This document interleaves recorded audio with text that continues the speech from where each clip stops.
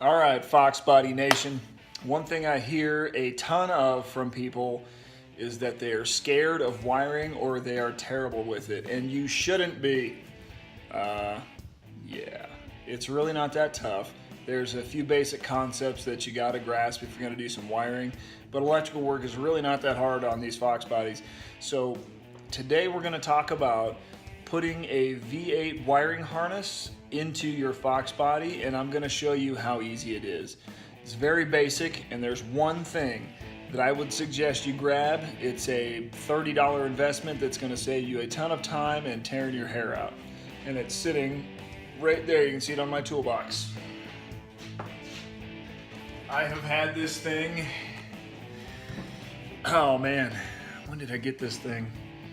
This thing's old. You can see all the greasy fingerprints on the side of it. I have used this thing endlessly and for a really good reason, because in the back there's all of this, what probably looks like scribble to most of you guys. So let's get into this, and I will show you how to use this to make doing a V8 wiring swap, or I guess it'd be an EFI swap on your Foxbody, keeping the EFI. We're gonna make that easy with this book here. Let's get to it.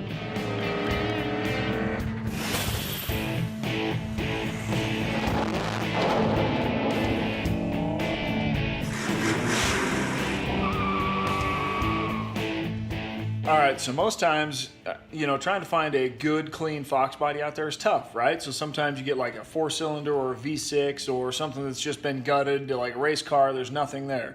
So you are faced with the task of making something work, right? So I picked up my car. I'll put a picture up here for those of you guys who haven't seen it, but we're gonna use that today. I picked up my 86, it was a V6 automatic car. I picked it up for 800 bucks. You can't really beat that, right? You go out there and you try to find a Foxbody at least in good condition, and I mean, they're getting up there in price. So doing a V8 swap and keeping the EFI is a really good way of saving yourself some coin.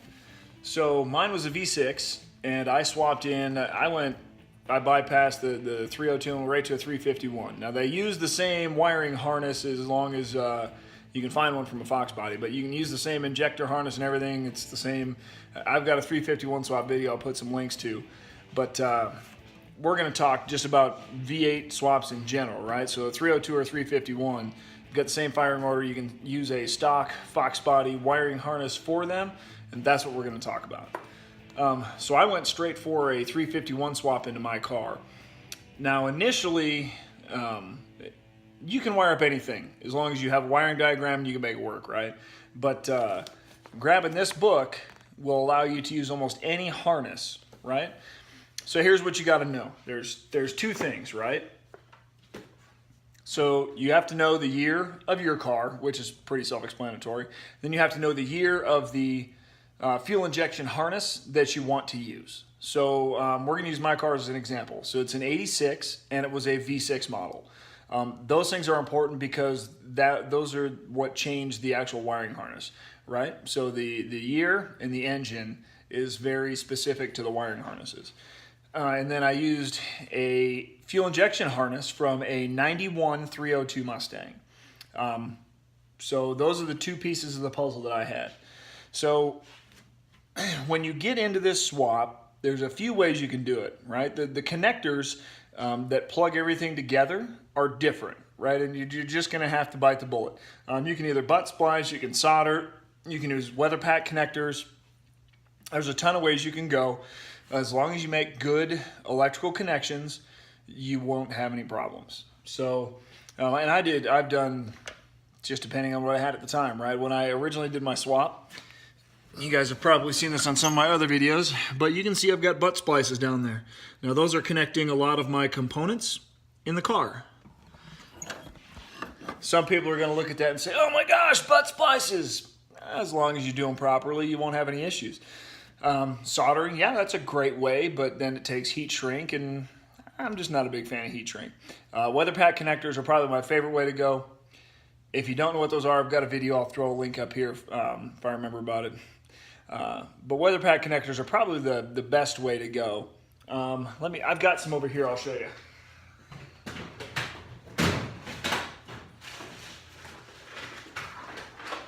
There you go. So these, you don't have to have them, but this is the best way to do it. And the reason I say that is because they come with an array, right? So you'll have like a female end and a male end. So you can make these up, and this one's a 4-pin, but they have a wide array, right? So they have a square 4-pin. If you want to go that route, they have this kit was $20 off Amazon. It was a great kit. It comes with the tool to put the pins in there. It comes with a whole bunch of pins. I mean, it's a great kit. If you don't want to spend the money on it, butt splices are a great way to go too. Just my opinion. I'm not a big fan of solder and heat shrink. I know it's great, but then it's a permanent connection, and you're gonna have to cut it eventually anyway, right? So whatever. I mean, you don't have to, but if you end up having to cut it, then you gotta resolder it and more heat shrink. A butt splice connector is cheap, you know, throw a new one on there, crimp it on. Weather pack connector, even better. But anyway, enough about that. Way off topic. I'm rambling. Okay, so the two things that you need to know, the year engine of the car that you have, and then the year of the harness that you're getting, right? So the fuel injection harness that you get is gonna have to mesh into the car that you have. There's 2 wiring harnesses in a Foxbody, right? There's what's called the body harness, right? So for all of your lights, your gauges, like all of the components, some of that electrical stuff, and then there's your fuel injection harness. And there is a spot where they connect together. That is the tricky part, right? And there's typically, 8 connections. Not all of them are used, but that's where you've got to know which wires go to what. So that's where this guy comes in handy, okay? So this book is going to be your Bible for making connections. So I'm gonna flip the camera around here and see if I can't get you guys a look at what I'm talking about, okay? Okay, so for any of you guys who don't have one of these or haven't seen one, this is a Haynes manual. Now Chilton also makes manuals, but in my opinion, I like the drawings that are, the electrical schematics that are in the back of a Haynes manual better. Just personal preference, guys. I mean, it is what it is. Chilton's manual will still have the same thing. So first step is to locate the wiring harness from the engine that is that your fuel injection harness is from, right? And if you look down here, they all have writing. So this is a wiring diagram for an 84 to 86 model, 3 of 6. So when it says that, you have to look, okay, well, look at this. This is your electronic control assembly. So that would be, what would be your ECU, right? But we're looking for a V8 harness, and we're looking for a different year. So mine was a 91. So I'm gonna go through this book and find the one that's for 91. Now it goes sequentially. So this is 85, so that's 86, 87. Then it goes up to some body wiring harnesses. Okay, so there's 91 and later. Engine control wiring diagram for 91 and later models. That one is a powertrain control module. See that guy? So here, you'll have to find, there we go. So this is what's important. So you need to find what these do, right? So here's a fuel pump relay. That's very important when you're doing the swap. This one you can see is your ignition switch. So this is the one that actually gives power to everything within the system.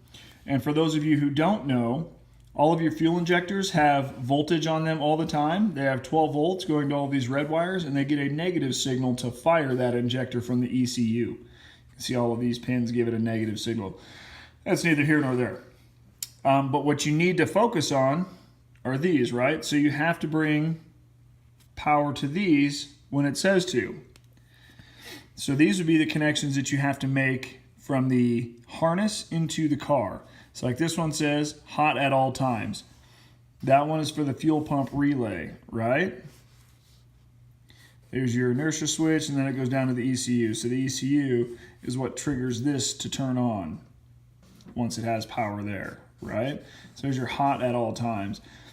So you'll have to bring power to your fuel pump relay. There's another hot at all times, and this one is from your ignition switch here. You can see there's a red and a green wire. There's your PCM power relay.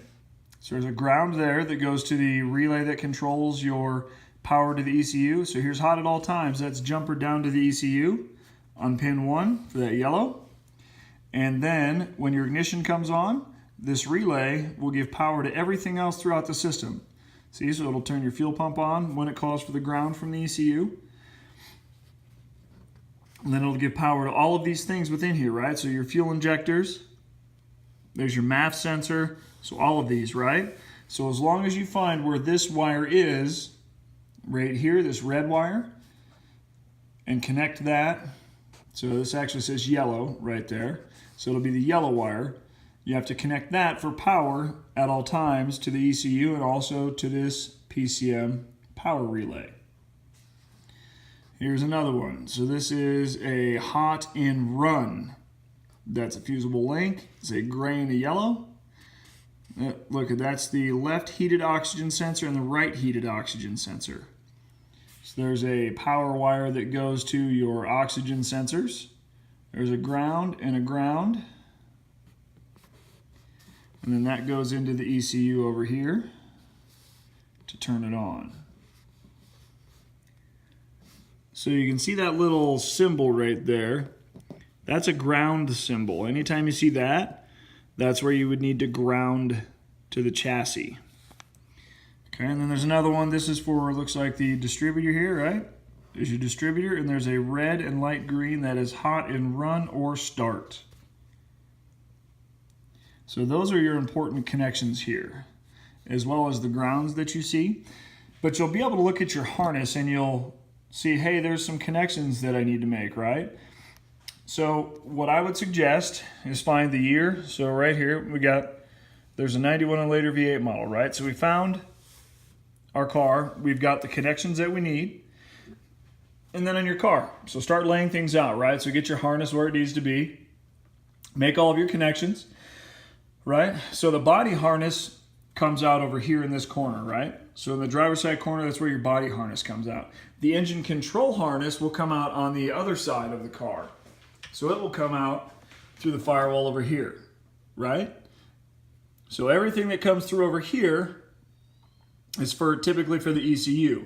So it'll come out, or it'll come from the ECU, it'll come out this way, you'll make all of your connections on the engine, and then you'll have connections that you have to make over here, as well as a few over there in the kick panel. Now they're, depending on the ECU, like mine had a little, like a 4-pin plug that went to the ECU inside for the power and the ground and all that stuff. You can make those connections in the car because the year that you have will also have that. It'll just be different wires, right? So you'll have to cross-reference, right? So you know that's our power coming from a fuse for our fuel pump. Right? There's your fuel pump. And this is so the ECU knows when it's running. So let's just start there, right? So there's fuel pump. Fuel pump's very important. You got to get that, right? So this is for a 91 and later. So what we're going to do is go back to the car that I have. So we're going to mark this page. We're going to mark this page so we can come back to it easy. And then we're going to go back to, there's an 85.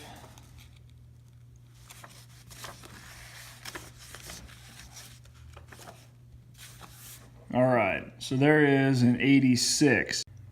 You're going to have to find what you have. So this one, what does that say? 4-cylinder non-turbo. So my car, I told you guys, was a V6, right? So there's an 86 V6 model, or V8 model, sorry. Yep, there we go, wiring diagram for 86 V6 model. All right, so this is where you're going to have to find the wires that were used on the car that you have and match them up with the engine that you have. So here's our fuel pump, right?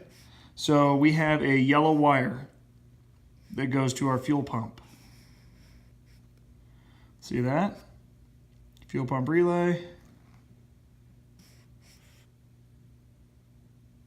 And this doesn't really depict your fuel pump very well at all. but it at least tells you that you have a yellow wire that goes to your fuel pump relay. There's your inertia switch. And here's another one. So this is for the ECM. This is your EEC power relay, right? So this is the hot at all times. So you got a black and an orange. That would be, where was our ECM? So there's our power relay up here for this one. That was the yellow. So you'd have a black and orange coming over here that was on this ECU. So this is where you'd have to find wherever your car's ECU was. Say, okay, where's that? Where was that ECM? There it is, right? So there's hot at all times. It's a fusible link. It's probably coming from your fuse box. And it's a black and orange wire. There you go. You can see that now. That's your power relay going to the ECU, right? So you have to find that wire, because typically this relay is not part of the fuel injector harnesses on the car. So this is where you'd have to find that and make sure that it is connected to this guy over here, your power relay. So you guys get the gist of it, right? So you find wherever it is you're trying to get power to, right? So there's your red. So here's an example. If you can see this, all of your fuel injectors have a red wire on them. That's the red that has power all the time. And then you see those other wires are the ones that are listed. So like there's a green, there's an orange, there's a blue, there's a so there's a green with a red stripe. Looks like a green, orange, blue. Those are the other wires that are on this harness here that go. So there's a tan, brown and yellow, tan and black, tan and red. And the other ones, there's a white, brown and light blue, light green and orange, light blue. So those are all for the fuel injectors. But you've got to find the red wire that gets power from that relay, right? And you should just have to connect the power from the ECM relay. And it depends on how bare your car is, right? So if you don't have that relay, you'll have to create one, and then you'll just have to attach right there at that point. So you'll have to feed that red with power anytime your ignition is turned on. And this guy here will be hot at all times for your fuel pump relay. And if you don't have a fuel pump relay in the car, you'll have to make sure that you get one in the car, right? So your red is your power all the time to this fuel pump relay. And then you can see the light blue and orange is what comes from the ECM and tells this relay to turn on. And this power is given from your fuse block or fuse, well, I guess it depends on where you've got it connected. If you don't have this part, you might have to add it in there. But you'll have your hot at all times, and as soon as that relay is told to run by the ECM, and it says, hey, we're going to pull that contact in, we're going to give power over here to your fuel pump as long as the inertia cutoff switch is not tripped. So that's your fuel pump side. And the ECM relay, we talked about that too. And then the oxygen sensors, you'll have to make sure that this wire, so your gray and yellow, you'll have to make sure that you find where that wire is coming from. And there is an O2 sensor harness that plugs in down underneath the car. You'll have to make sure that you've got power going to those to heat them up when you initially turn the key on. And then your distributor, you've got a red and a light green. That's hot in run or start. You'll have to find that coming from your ignition so that your distributor has the right signal. Now all of that stuff should come from down in the kick panel where the ECU is housed. All of those, the power wires that you have to connect, all of that stuff should connect down over there where the ECU is. And you'll be able to tell, right? So you should have, if you're going to do this, right, you'll have the ECU and you'll have the wiring harness, and you'll be able to tell where the connections are. So what you're looking for is wires that were cut, right? So like a black wire, typically all your black and whites are going to be your grounds. You can see that, and there's a bunch of them. You got to make sure that you get all your grounds, and there is a main ground that comes off of the ECU as well that's in the kick panel. You have to make sure that you get that connected up as well. So it's the power and the grounds that you really have to worry about, which should be self-explanatory for anybody. And that's just to get the car running, right? So you get your powers, You get all your grounds made, and as far as grounds, we can count them. So there's a ground that is in the kick panel for the ECU. It's right next to ECU. It should ground directly to the I guess it'd be the body. And there is another ground for the fuel injector harness, right? So these guys should ground, I don't know if you can see that, right back in there. See that ground? Get you a better light. That should work. You can see those grounds right there. Those ground the ECU, or sorry, not the ECU, but the injector portion of it. They actually ground the harness out here. So you make sure you get those grounds, because if you don't have those, you'll be in a whirl of hurt. And then you've got your ECM relay ground. And so the best word of advice is to look through the wiring diagram for your specific application and make sure that you've got all of these ground points. Wherever you see that little ground symbol, make sure you've got all of those tied into something. And there shouldn't be a ton of them. There's a lot of them that's, a lot of your ground signals are given from the ECU for things to run. It's mainly just for a lot of, like, here's your oxygen sensor. You got to have a ground for each one of those. You have to ground for the relay here. Ground for, that should be, yep. But each one of these will be a little bit different. So like we can go to here. Here's the electronic control module. This one's for an 89 to 94 cylinder. We don't care about that because we're looking for V8. There's an 89 to 90 V8 models. So you can see that they're very similar. Sometimes the wire colors are a little bit different, but you've got the same thing.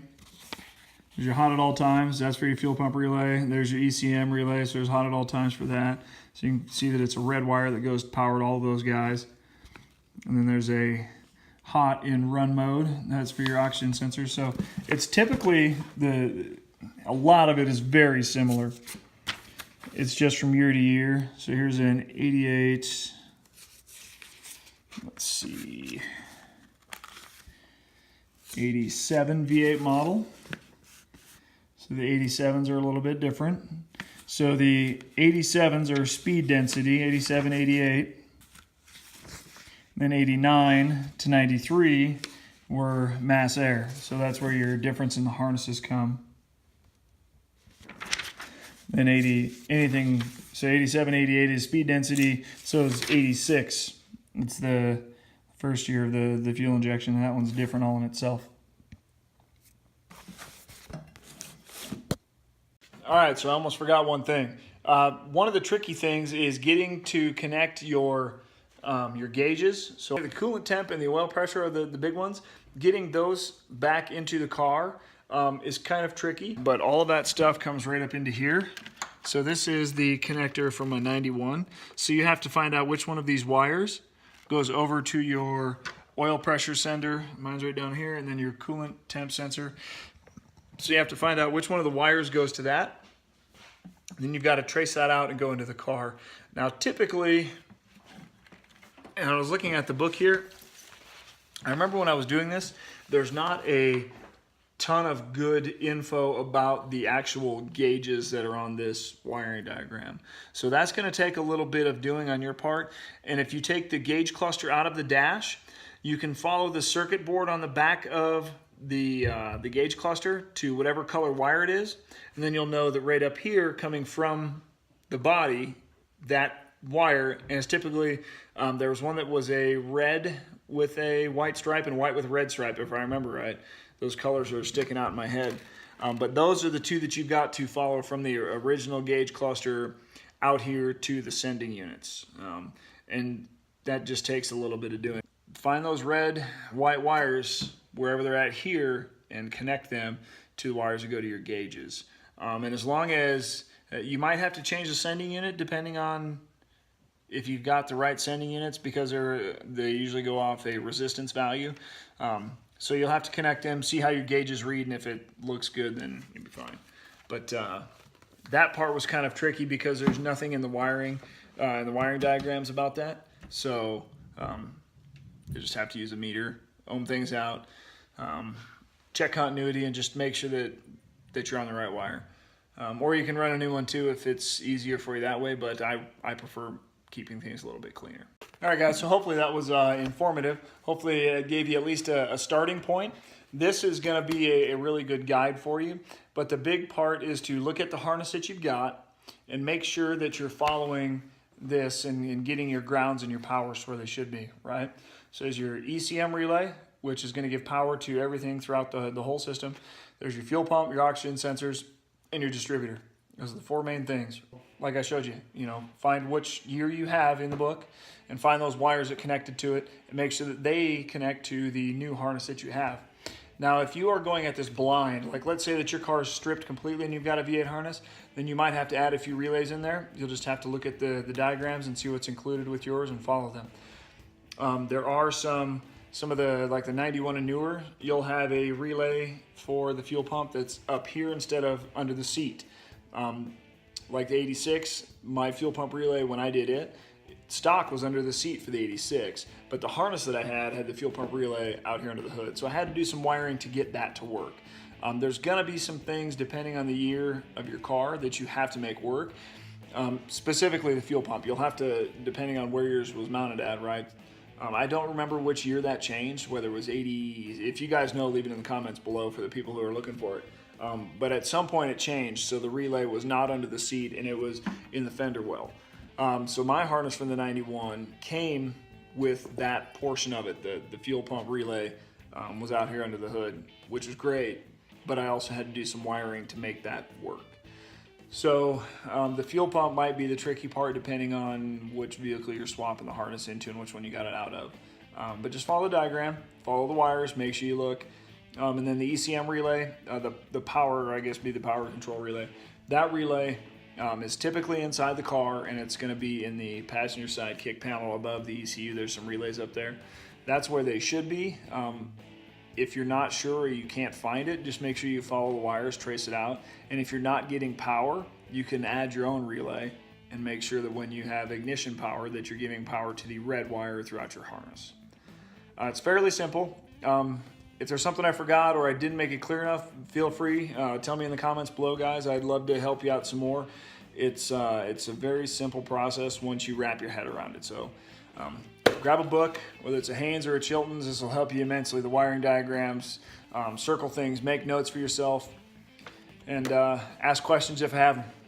I will be here. I will try to answer whatever questions you guys have. Thanks for watching, guys. I appreciate you being here. Comment, like, subscribe. Let me know what I can do better, and we will see you on the next video. Have a good one.